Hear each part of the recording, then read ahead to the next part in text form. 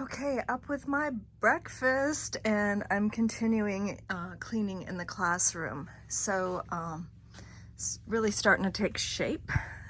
I'm feeling a little bit better about this. This is some of my older books, some of the books that I use for the class, and all my photos and references and handout type things.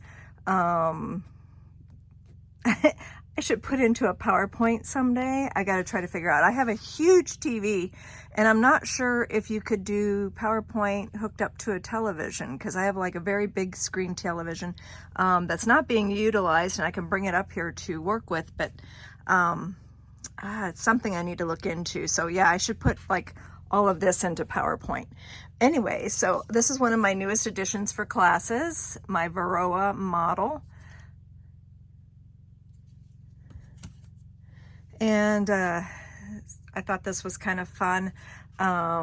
This was an article in the American Bee Journal that my uncle wrote, and got my picture in it. But anyway, so American Bee Journal, I thought this was really fun because I love collecting honey pots. And I kind of started to redo or remake the front cover here. Like, here's Goodies. It's the same one right there. The is the same one like that.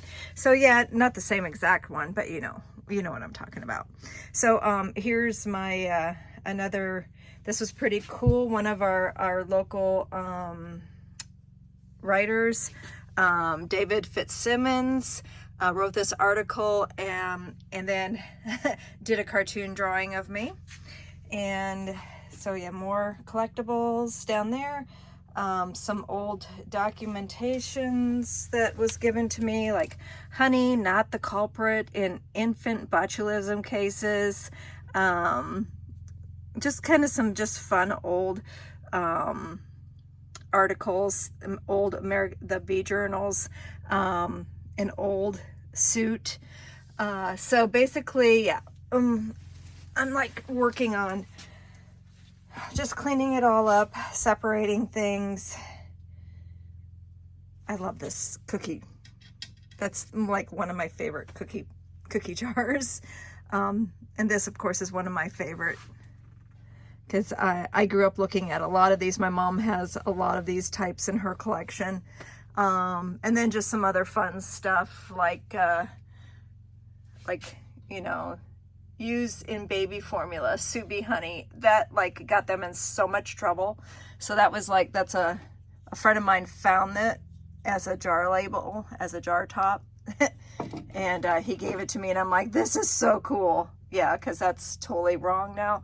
And then like, this is one of my Top Bar Hive bars that just shows that, you know, the different styles of wasp nest. And so yeah, I've kept a few wasp nests for when I do talks about the difference between wasps and bees.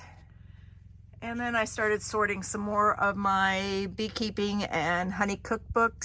So I got like honey cookbooks over there, wax and propolis like right here, some general beekeeping and parasite and pathogen books right there. And then of course some more, trying to keep like Tom Seeley's books together, more of the, I've got native bees, and history, beekeeping history.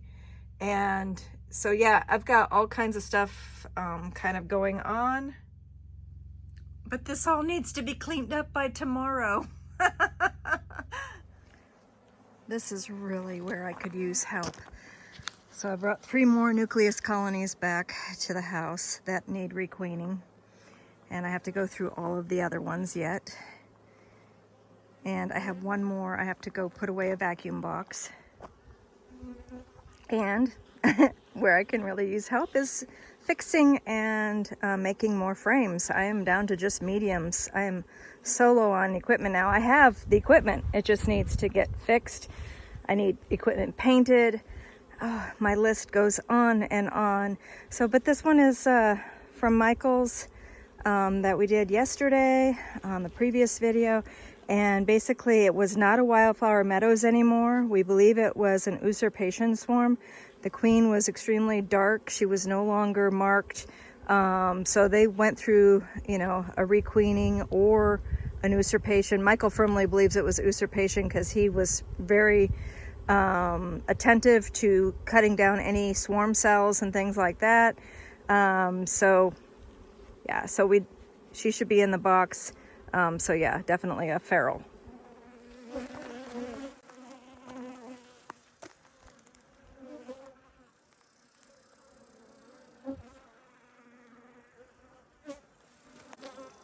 Laying worker.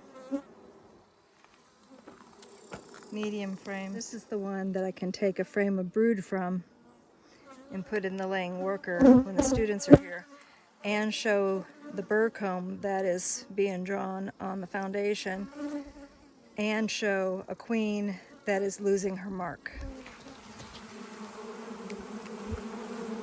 Oop, where'd she go? Oop, there she is. Oop. Almost dropped her. Okay, I don't know where she come from, but I'm gonna put her in a cage.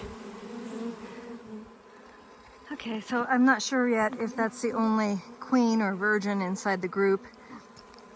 She's in a cage down here with some drawn comb, and I'm gonna go get more frames to fill it and a cover, see what we got. Okay, I didn't see any others. Occasionally I see a bee going down into the hole, so I'm gonna come back, check them in a little while. And then as I was walking, I realized, I'm like, what the heck is this? There's a little wax, it looks like. What are you girls doing? We have some lost souls that don't seem to belong anywhere. Okay, so those little bunch of bees were some lost souls. Probably, I don't know what they came from, but they were really old bees. You can't do anything with them at that point. So yeah, poor girls. Anyway, dropping some firewood, refilling my water, and heading back out into the bees. It's 9:30. I got my sweat on. What time did I say it is? I think it's 10:30 already. Huh.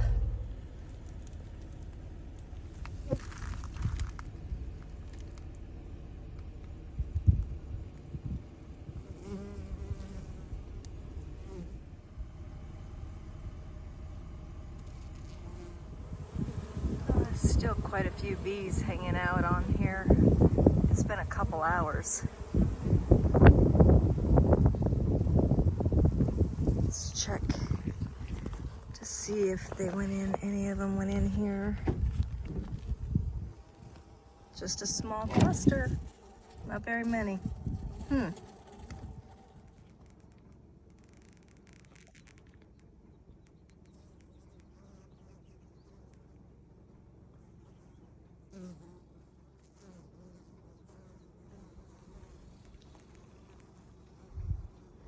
Okay, so this is a hot water heater hive that I've been threatening to put away, and that end is kind of in the afternoon sun. I really need to put this thing away, but every evening it beards, and so I decided to put a 5-frame nuke completely empty next to it to show that they have an extension house, like a patio.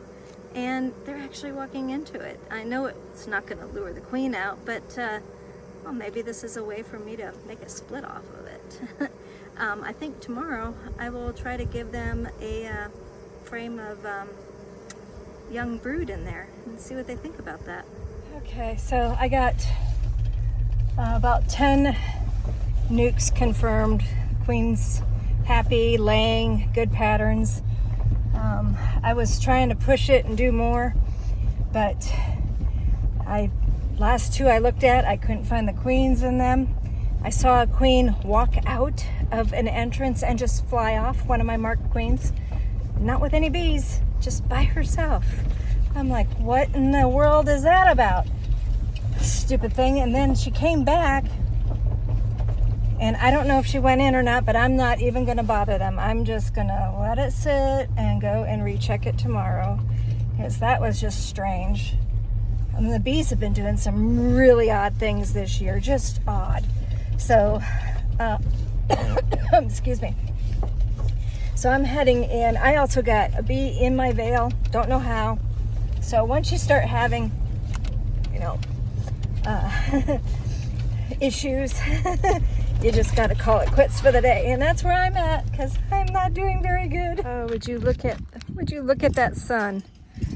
Oh man, it's like, it's 5:30. The sun is still just shining. Oh, it's horrible.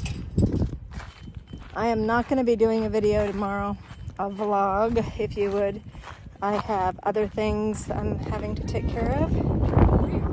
I have to do a Leave a Beekeeper class, and that class is a really long class. It starts like at 9, goes to around noon, 1 o'clock or so in the classroom, and then continues on out in the field, and then everybody's going to get to take home a nucleus colony. So I'm getting it, Brass and onyx.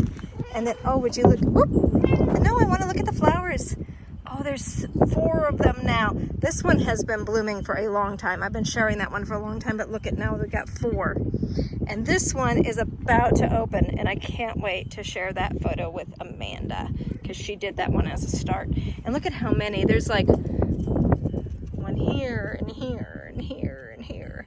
Yeah, there's tons of them on there. Since it's getting so hot during the day now, I mean 94, 96, I mean it's gonna get much, much worse than that.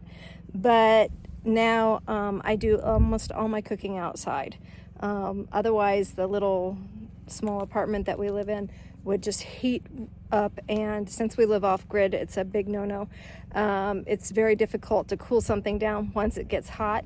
So I am cooking out on the Blackstone. Gonna have some pork chops tonight. Okay, I think we'll have a little salad. This is I think, is it a Cherokee purple? Oh, I think the tags usually end up rotting on me, and I don't ever get to know. Yeah, the tag is gone. I should do videos so that we know, we can go back and figure out what kind of tomato that is, but I'm pretty sure that's a Cherokee purple. Take one of these candy canes, twist it off there.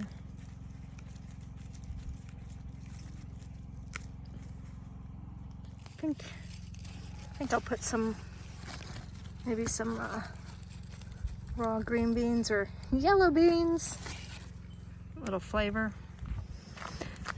These are midnight snacks, which I know Dan likes, and so I'll pop some of these off.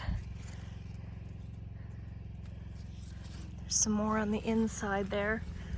Hiding. Ooh, there's a nice little cluster in there. So this is enough for Dan's salad. I'm gonna leave the others on the bush still. Oh, there's tons of them coming. Apparently I left that one too long and the birds got it. I will give that one to the pheasants since they're right here in the garden.